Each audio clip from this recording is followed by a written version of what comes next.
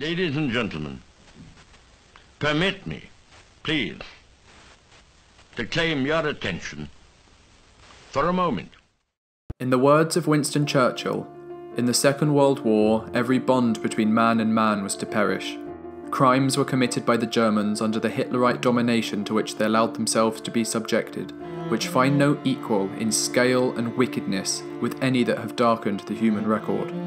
The wholesale massacre by systematised processes of 6 or 7 millions of men, women and children in the German execution camps exceeds in horror the rough and ready butcheries of Genghis Khan, and in scale reduces them to pigmy proportions. Deliberate extermination of whole populations was contemplated and pursued by both Germany and Russia in the Eastern War. The hideous process of bombarding open cities from the air, once started by the Germans, was repaid 20-fold by the ever-mounting power of the Allies, and found its culmination in the use of the atomic bombs which obliterated Hiroshima and Nagasaki. This video is sponsored by Skillshare. The first 500 people to use the link in the description will get their first 2 months for free. Skillshare is an online learning community that you can use to expand your horizons. With thousands of classes in design, business, technology and more, Skillshare has something for everyone. From how to take the best photographs at night to tips on presenting, you will get classes from experts in their fields, ensuring you have high quality teaching for the subjects you enjoy.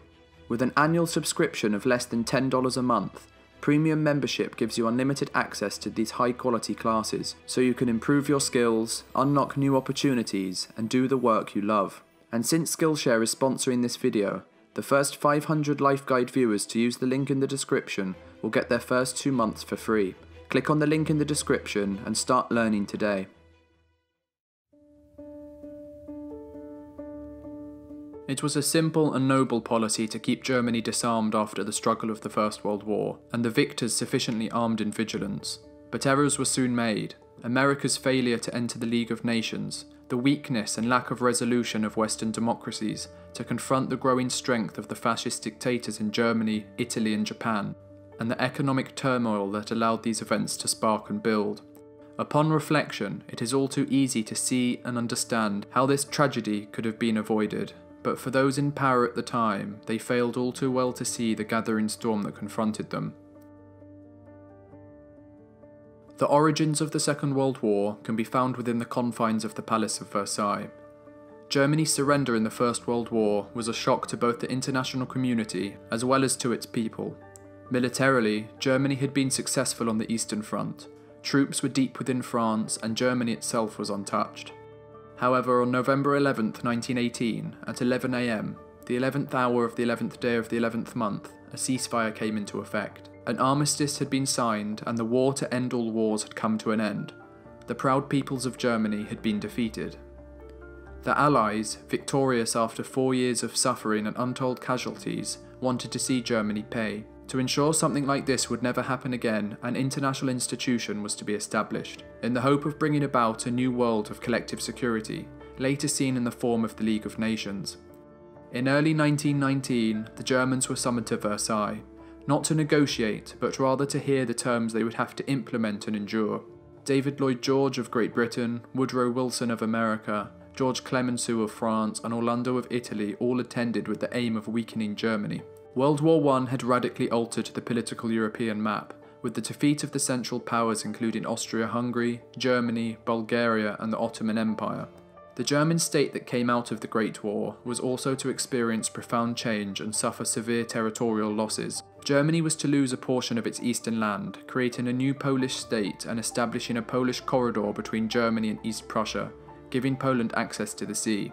The port city of Danzig, the largest city on the coast, was given to the League of Nations. Mabel in the Baltic was handed over to Lithuania, Alsace-Lorraine to France, and the mineral-rich Saarland was to be administered by the League of Nations for a span of 15 years, with the Rhineland becoming a demilitarized zone, providing France with additional security. The German colonies in Africa were distributed to the British and the French, and their South Pacific colonies would be given to Japan. In addition, military clauses were added to the treaty. The German army could be no larger than 100,000 troops, they were allowed no air force, no tanks or heavy artillery, and the German navy could have no more than 6 warships, with no U-boats or submarines. Insult being added to injury, a war guilt clause was placed in the treaty, making Germany accept full responsibility for the outbreak of the war, as it was only on this basis that the Allies could demand reparations. France and Britain had begun the war as creditor states, but had ended as debtor nations and wanted to be repaid. The sums being asked of Germany in reparations were many times more than was possible for them to pay, placing a severe burden on their economy, which later contributed greatly to economic instability and hyperinflation.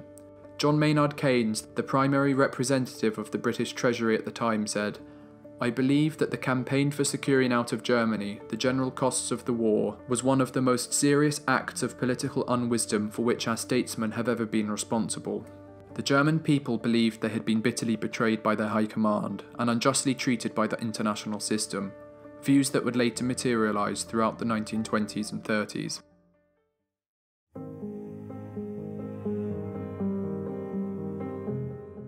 After the Wall Street crash of 1929 and the preceding Great Depression, the world was plunged into economic turmoil and Germany was hit hard. American banks withdrew the loans they had made to Germany and the economy collapsed overnight. Due to such large reductions in cash and capital, banks struggled to provide money and credit, and so in 1931 there were runs on German and Austrian banks, with several of them closing. Businesses closed at an alarming rate, and by 1933 unemployment had reached 6 million. Many people were left homeless and thousands of children died from malnutrition. A lack of government resolve and out of despair, many turned to alternative political leaders and parties in the hope their problems would be solved. One man in particular garnered a lot of attention from his rousing speeches, and this man was Adolf Hitler. Hitler's speeches delivered clear culprits for Germany's problems. The November criminals who had signed the armistice ending World War I, the liberals and socialists who had signed the Treaty of Versailles, the communists who threatened revolution in Germany, and finally the Jewish bankers who plotted to undermine and destroy the German state. The Nazi and Communist parties both clashed violently, and Hitler claimed to be the only one to bring about order and end the Red Plague. As a powerful and gifted public speaker, Hitler was able to capitalise on public discontent. His party, the National Socialist German Workers' Party, or the Nazi Party, grew to record levels. In September of 1930, the Nazi Party had increased its representation in the Reichstag, the German parliament, almost tenfold, winning 107 seats, and only 2 years later in 1932, they won 230 seats, becoming the majority in parliament. Hitler had found the failures and misery of the Great Depression to his advantage, stating for hard reality has opened the eyes of millions of Germans. In the 1932 election, Hitler also ran for president, and although he lost to decorated war hero Paul von Hindenburg, his rising popularity gave President Hindenburg no choice but to appoint Hitler on the 30th of January 1933 as Chancellor of Germany, head of the German government. Just 1 month after Hitler had been sworn in as Chancellor, a fire was started in the Reichstag by a young Dutch communist who was then used to paint all communists as the enemy of Germany. Using Article 48 of the Constitution, the Reichstag fire decree was passed that abolished civil liberties such as freedom of speech and freedom of the press.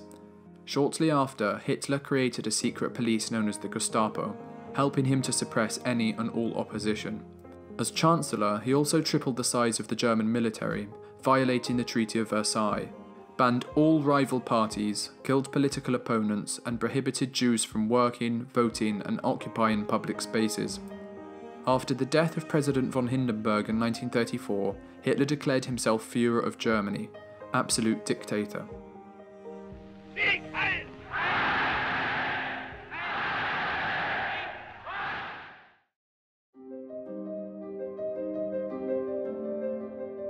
Hitler believed the world to come would be dominated by 4 main superpowers.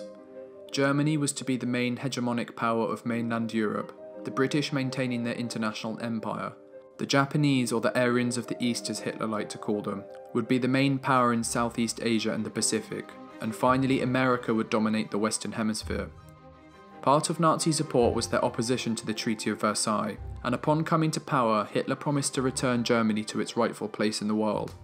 Hitler's objectives were clear. The economy needed to be self-sufficient, and what the Germans called economic autarky, being able to produce their own goods and not relying too heavily on imports. This was critical to withstand a British blockade to trade, a policy that had damaged Germany in the First World War. Germany would also need Lebensraum, or living space, that would facilitate the growing German population. Lebensraum was to be found in the east, and this meant Germany would have to expand into Poland, Czechoslovakia, Ukraine, and agricultural regions of the Soviet Union. For Hitler, this new German Reich that was to be created was to be racially pure, containing only the Aryan race, free of Slavs and Jews of whom would have to leave or be eliminated. And it was also Germany's mission to launch a crusade against Judeo-Bolshevism, an ideology and enemy that home took the form of the Soviet Union. A war he thought would inevitably have to happen.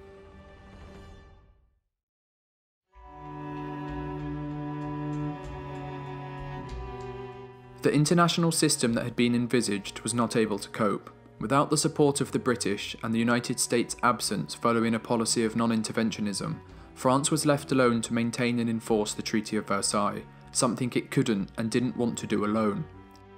Held in Geneva, Switzerland, the Disarmament Conference provided a preview for how Hitler operated and what future Nazi policy would look like. Hitler instructed his representatives at the conference to state that Germany would completely disarm, if, and only if, France, Britain, Japan and the United States would do the same. This was an offer that Hitler correctly assumed would be denied, and so he went back to the German people and showed them how this conference was not about disarmament, but rather keeping Germany subjugated. And so in 1933, Hitler withdrew from the League of Nations and the Disarmament Conference to the support of his people. In 1934, to the surprise of the international community, Germany signed a non-aggression pact with Poland, taking an ally away from France and weakening France's military positioning, as Germany was now free to the east. In March of 1935, Germany revealed it had been building an air force, the Luftwaffe, again breaking the Treaty of Versailles, with the justification being that Britain, France and Poland all had an air force and that Germany too needed to defend itself. 1 week later, Hitler declared his intentions to introduce conscription, to build an army of 500,000 men. Once again, the League of Nations protested, but no action was taken. The disarmament clauses outlined in the Treaty of Versailles had been destroyed. Then, in June of 1935, to France's horror, Britain had entered into a naval agreement with Germany. The Anglo-German Naval Agreement, in which Britain recognised Germany's right to build up its navy. They were to be allowed up to 35% of Britain's surface tonnage and a submarine fleet up to 60% that of Britain's. Britain had struck a deal, and in doing so had given up on Versailles, given up on disarmament, and began to show Hitler that a policy of appeasement was to be pursued. A year later, in March 1936, German troops were sent into the demilitarised Rhineland. The matter was referred to the League of Nations, which once again did nothing. Remilitarisation of the Rhine was the final nail in the coffin for the Treaty of Versailles and the international order. The treaty was now officially dead.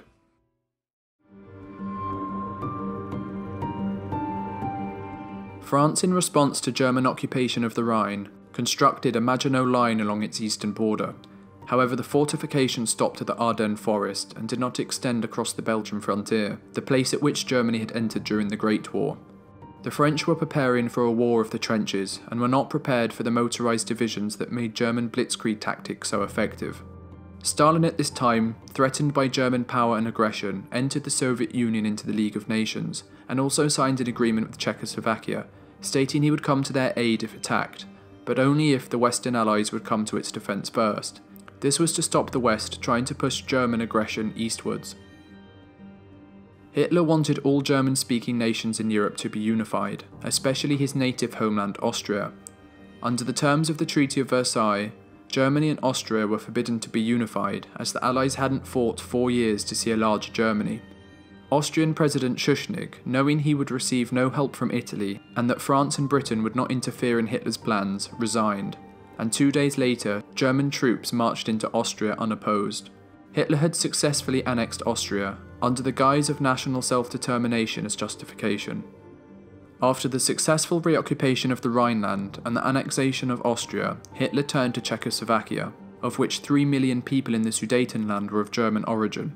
The Czech government hoped that Britain and France would come to its assistance in the event of a German invasion, but British Prime Minister Neville Chamberlain was intent on avoiding war.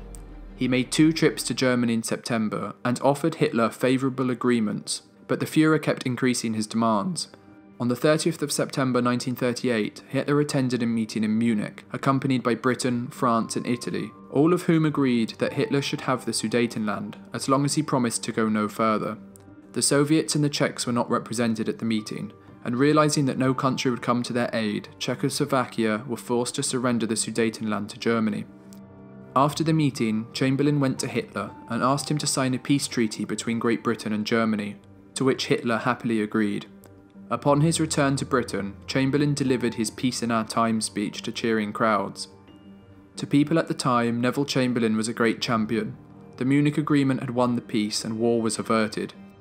But from this, Hitler saw Europe as weak and unwilling to stand up to his demands. Winston Churchill, one of Chamberlain's greatest critics, said, "You were given the choice between war and dishonour. You chose dishonour and you will have war." Churchill was proven right when just half a year later, on the 15th of March 1939, German troops marched into Czechoslovakia. Once again, Hitler had broken an agreement. France and Britain then guaranteed Poland's safety, with Britain also beginning to rearm and install a highly secret radar system along its east coast. On August 23, 1939, the Germans and the Soviets signed a non-aggression pact, which sent shockwaves across the world's diplomatic community. The signing of this pact for Hitler ended the prospect of a two-front war, which allowed for a greater taking of Poland, but for Stalin this bought him time, to rebuild the Red Army that he had purged. As the last days of summer arrived, there was a sense in Europe that war was imminent, and the sense was right. Blitzkrieg, or lightning war, revolutionized warfare, and allowed an attacker to destroy an opponent before they were even mobilized. Through the use of tanks or panzers, German forces were able to quickly smash border defences and circle enemy troops. They were to be supported by tactical air power, the Luftwaffe, that provided close aerial support to ground operations. Using this tactic, Germany was able to quickly knock out opponents, allowing them to conduct operations without the total mobilisation of the economy and society, much like the First World War had required. The First World War was one of attrition, something Germany wasn't in the current position to win or endure. This new mode of warfare, therefore, was to be one of speed and efficiency.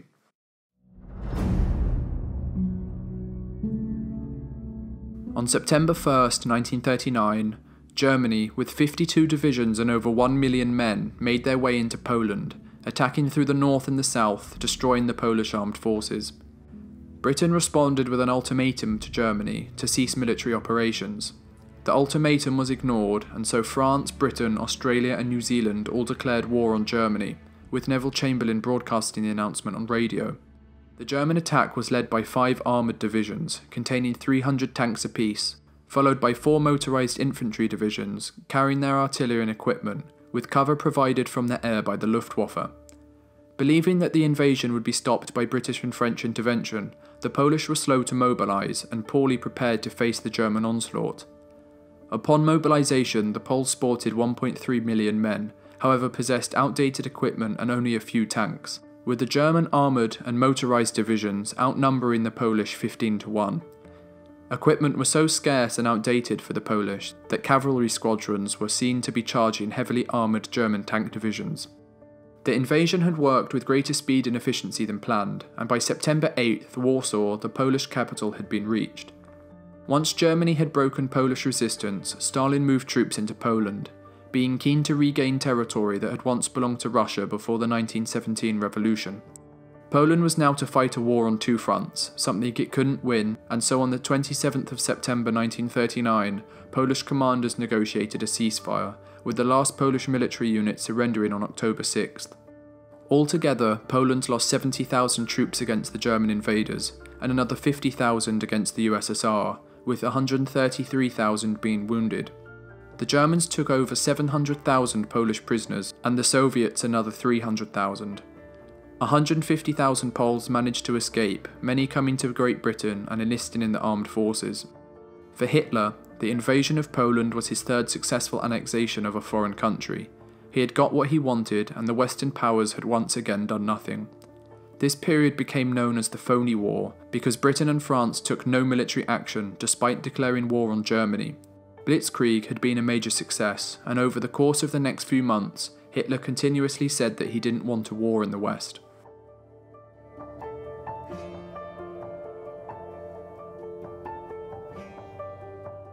3 months after the invasion of Poland, Stalin was afraid that Finland would fall under German influence, as Leningrad was only 20 miles away from the Finnish border. The Soviets demanded the Finns cede territory on the Karelian Isthmus as to put Leningrad out of danger. The Finns refused, and so the Soviet Union launched military action on the 30th of November 1939. The Soviet army outnumbered the Finns 50-1 and in equipment outmatched them in almost every way. But the Finns fought with great tenacity, wearing white uniforms as to blend into the snow and outmanoeuvring the Red Army. Finland resisted Soviet attacks for more than 2 months and inflicted considerable damage.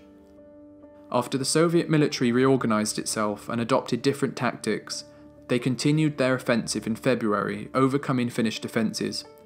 The war came to an end in March 1940 with the signing of the Moscow Peace Treaty, with Finland surrendering 11% of its territory to the Soviet Union. The dreadful performance of the Red Army in Finland encouraged Hitler to think that an attack on the Soviet Union would be successful, and confirmed to the Western powers that the Soviet military was not the best equipped or organised, something that wouldn't be fully tested for another 15 months with the German launch of Operation Barbarossa.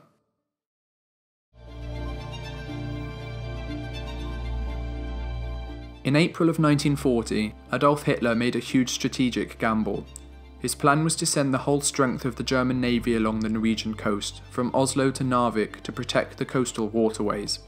Swedish iron ore could then be safely transported to German blast furnaces, and German control of Norwegian waters would make an Allied blockade of Germany a lot harder. British discontent over the Norwegian campaign and an Allied withdrawal led to the resignation of Neville Chamberlain on the 10th of May 1940. His successor was appointed the same day, a man who throughout the 1930s had spoken out regarding German rearmament and Hitler's threat to the world, a man who went by the name of Winston Churchill.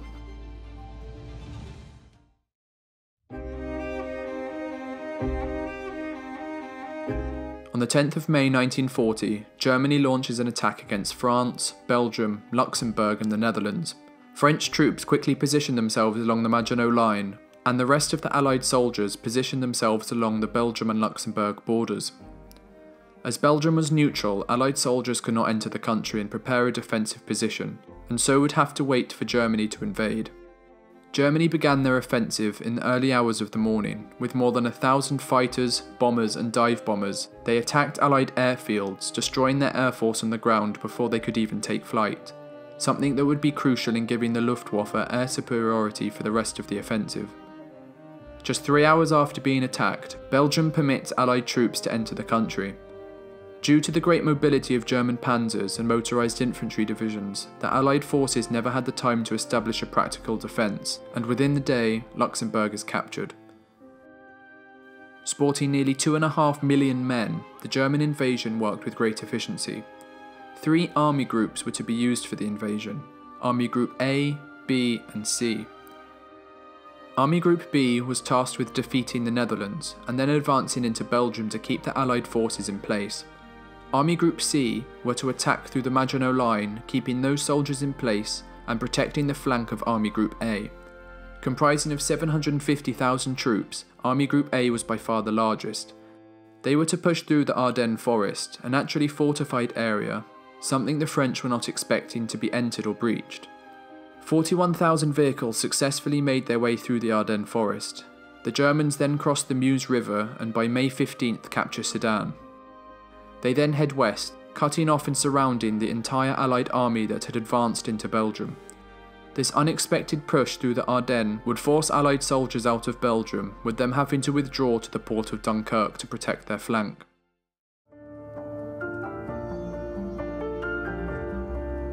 With the Allies completely surrounded by German forces, Winston Churchill launches a plan to evacuate the British Expeditionary Force from northern France. 400,000 Allied troops are stranded on the beaches of Dunkirk, and on May 26, Operation Dynamo begins. By air, the Luftwaffe constantly attack the soldiers stranded on the beaches and sink many ships, and by land, German artillery fires upon the shore. The Royal Air Force in response launches a counter-attack to protect the ships and soldiers. The beaches at Dunkirk were shallow, and even at a high tide, destroyers couldn't approach within a mile of the shore, and so the troops would have to be ferried out in small craft. On the 31st of May, hundreds of civilian vessels known as little ships make their way across the English Channel to evacuate the soldiers. Fishing boats, lifeboats, sailing barges, ferries and supply ships all do their part in bringing the soldiers home. The British Expeditionary Force had survived, but almost all of the heavy artillery and equipment was left behind. By the 4th of June 1940, 338,000 troops had been evacuated, making the events at Dunkirk a miracle and the largest evacuation in military history. The surrender of France followed some 3 weeks later, after Mussolini declared war on France and German troops marched into Paris, sealing France's fate. In just 6 weeks from the 10th of May 1940, German forces conquered France, Belgium, Luxembourg and the Netherlands.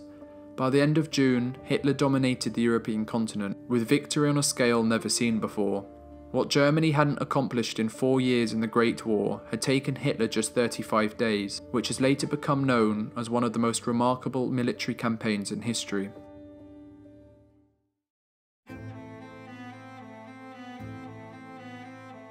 The future of the free world hung in the balance. Britain faced a perilous situation after the fall of France, and all that separated the Germans from yet another victory was the English Channel. The isolationist United States was an ocean away, which left only one man to make a decision that would change the course of human history. With the fighting over, Germany began to consider ways of resolving the question of how to deal with Britain.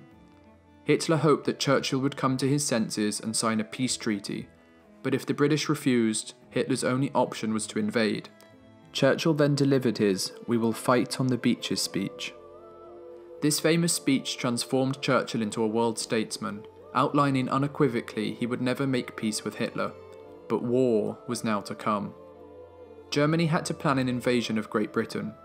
The invasion of France and Poland had taken months to plan, with every intricate detail of battle thought through, but the invasion of Britain, with orders from High Command, would have to be ready by August 15th, giving them just 1 month.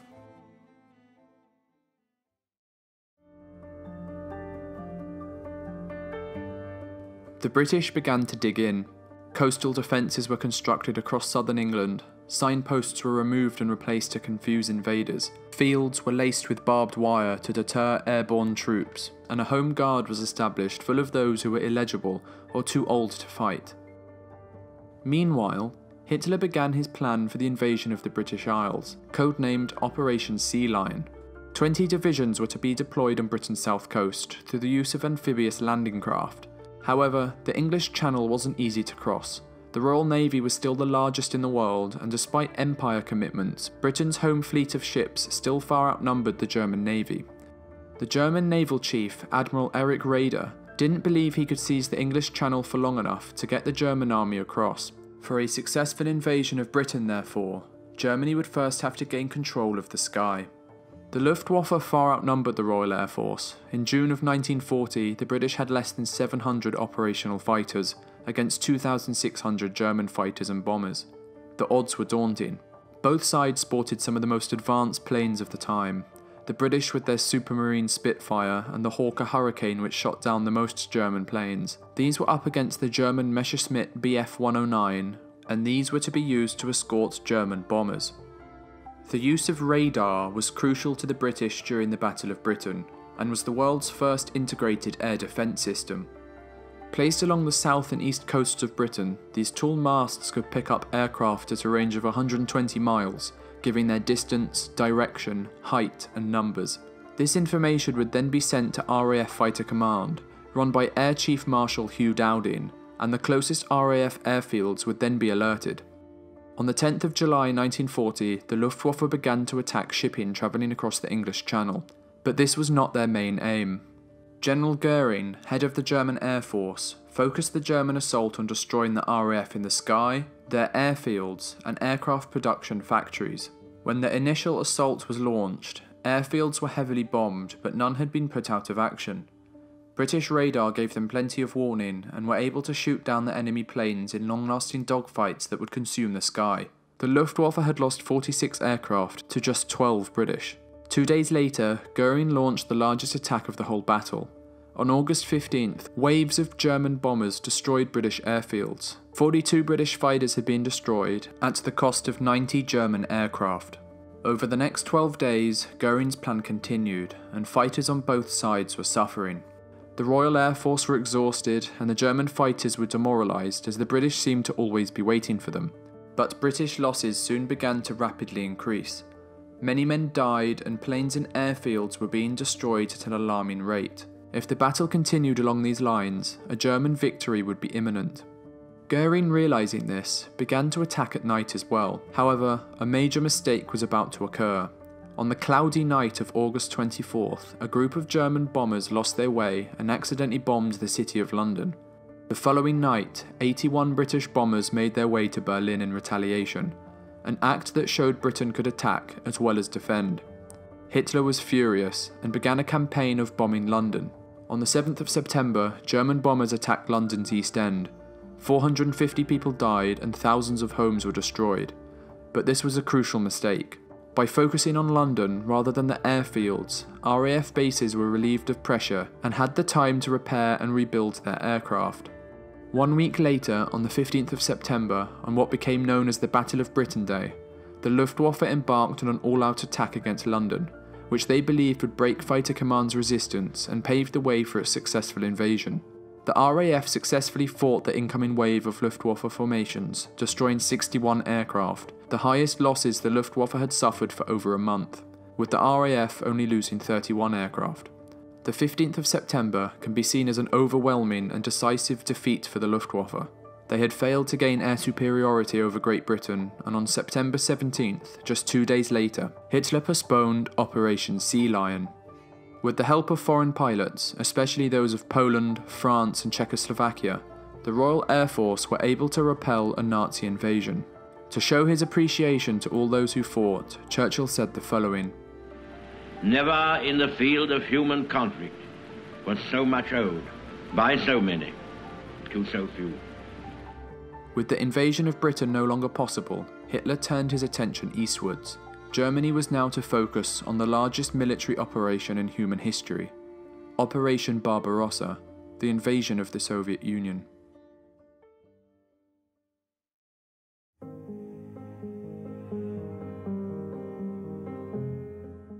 The fighting was not over, however. The Blitz had now begun. British cities were bombed in night raids, and London was attacked every night for 57 consecutive nights bar one. And on November 10th, 1940, a 14th century Gothic cathedral in Coventry was obliterated. Children were evacuated to the countryside, and people living in London spent most nights sleeping in air raid shelters or in the London Underground. A blackout was enforced after darkness, where all sources of light had to be covered up, as to prevent the Germans from seeing where towns and homes were located. Over the course of the Blitz, which lasted 8 months and 5 days, just under 2 million homes were destroyed, and 40,000 civilians were killed, with 87,000 being seriously injured. But most importantly, the bombing had failed to demoralise the British into surrender.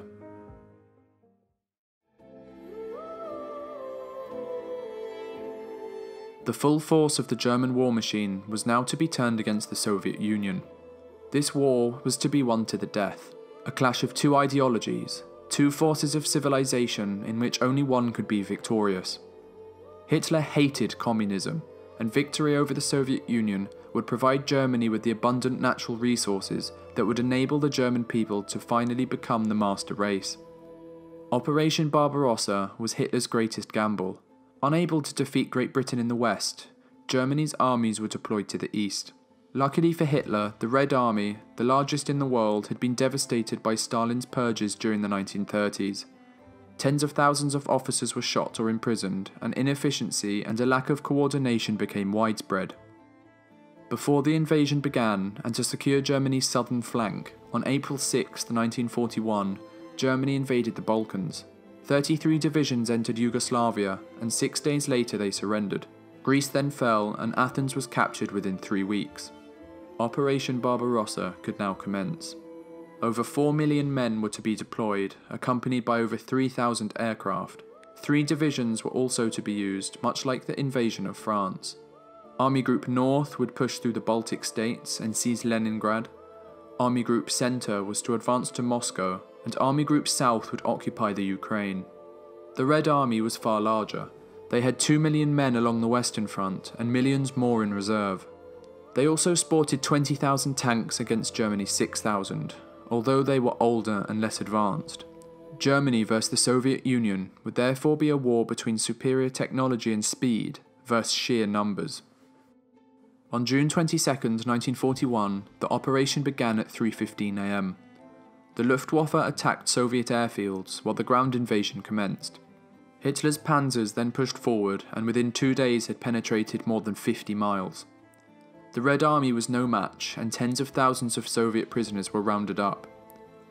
As July came, Blitzkrieg was successful as ever. Within a week, the panzers were at Smolensk, only a few hundred miles away from Moscow. It was here that the tanks would rest, so the rest of the army that often relied on horse-drawn carriages could catch up. Prisoners that had been captured along the way also began heading west to captivity, in which 2.5 million men would never return. Meanwhile, the German advance in the south was having troubles, and so Hitler ordered Army Group North to swing south to Kiev to provide help, to which his generals heavily objected. It would turn out to be a disastrous decision. Soviet manpower seemed to be endless, and the halt at Smolensk allowed Stalin to mobilize more than 16 million troops. And a new Soviet tank was headed towards the front line, the T-34, which was faster than the Panzer Mark IV. The remnants of Army Group North surrounded Leningrad, modern-day St. Petersburg, but rather than capturing the city, the Germans decided to starve it. Starvation began, and more than 11,000 people died in November, and another 3,700 on one day in December alone. The siege lasted for more than 2 years, and by the end in 1944, over 1 million Soviets had been killed. Army Group Center now prepared for an offensive on Moscow, and on the 20th of September 1941 they began their assault. The panzers advanced, and even more Soviet troops were captured. But Stalin was determined to defend Moscow to the last. On October 8th, bad weather halted the German advance, and they were still 50 miles from Moscow. Hitler would now pay the price for sending troops south rather than advancing on Moscow earlier on in the year. Speed that gave German Blitzkrieg tactics the advantage was now obsolete. The Soviet winter arrived.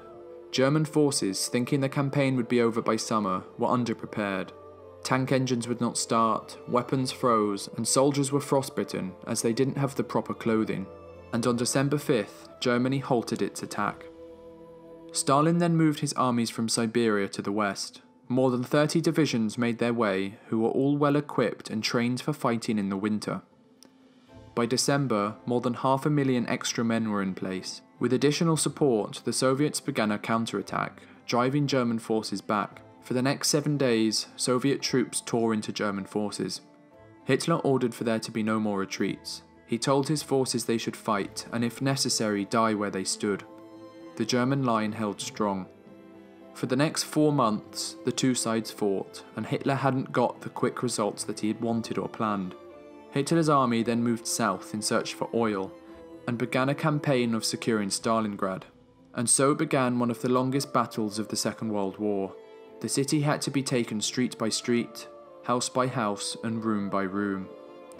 But the Soviets too began to move troops and equipment southwards. More than 1 million men, 900 tanks, and more than 1,000 aircraft were moved to the battle zone and attacked the German flank. It was now the Germans who surrendered in their thousands. Over 100,000 men made their way to captivity, with only 5,000 eventually returning to Germany. Germany lost 300,000 men in the Battle of Stalingrad, and the Soviets around the same numbers. But the tide of the battle had begun to turn. The Soviet army continued its success. German troops began to withdraw to protect their flank, and the Soviet winter offensive saw them gain lots of territory. Over the course of a few months, Germany had lost over 1 million men. The Soviet army mobilized further and drove back the German lines at Kursk. Never again would the German war machine launch an offensive in the east. Across the globe, on the 26th of November 1941, a Japanese carrier fleet set sail in the northern Pacific. Its target was a US naval base in Hawaii, which went by the name of Pearl Harbor. What had been confined to a mainly European war was now to be transformed into the deadliest global conflict in human history.